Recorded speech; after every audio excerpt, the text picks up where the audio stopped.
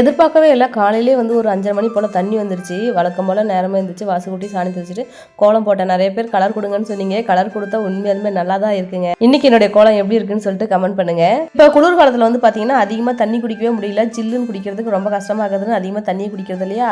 அடுத்த தண்ணி வர வரலையும் வந்து பார்த்தீங்கன்னா அந்த தண்ணி பிடிச்ச தண்ணிலாம் அப்படியே தான் இருக்குது. இன்னைக்கு காலையிலேயே வந்து பார்த்தீங்கன்னா நேரமாக தண்ணி வந்துருச்சா, இருந்த தண்ணியெல்லாம் எடுத்து ஊற்றிட்டு குடத்தெல்லாம் விளக்கி எடுத்து கழுவி வச்சுட்டேன். அப்புறம் தண்ணிலாம் நான் பிடிக்கல, என்னுடைய கணவர் தான் பிடிச்சாரு. இப்போ நான் ரெடி ஆகிட்டு வந்து பார்த்தீங்கன்னா அடுப்புக்கிட்ட வந்து சமைக்க வந்துட்டேன்.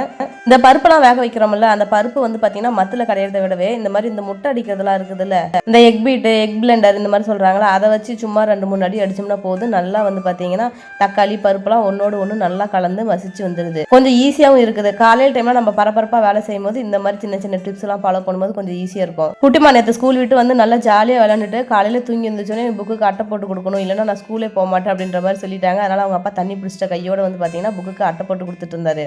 புதன்கிழமை ஆட்டின மாவு வந்து பனியின் காரணமாக வந்து பார்த்தீங்கன்னா புளிக்கவே இல்லை. இன்னைக்கு வெள்ளிக்கிழமை, இன்னைக்கு தான் நல்லா நுரைச்சி வந்துருந்துச்சு.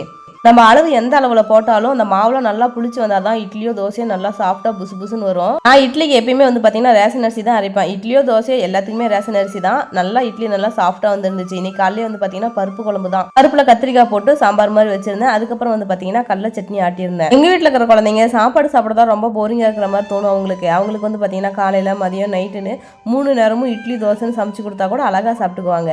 அதனால காலையில் சாப்பிட இட்லி, மதியத்துக்கு வந்து தோசை தான் சுட்டு கொடுத்துருந்தேன். உங்கள் வீட்டில் என்ன சாப்பிடுன்னு சொல்லிட்டு கமெண்ட் பண்ணுங்க.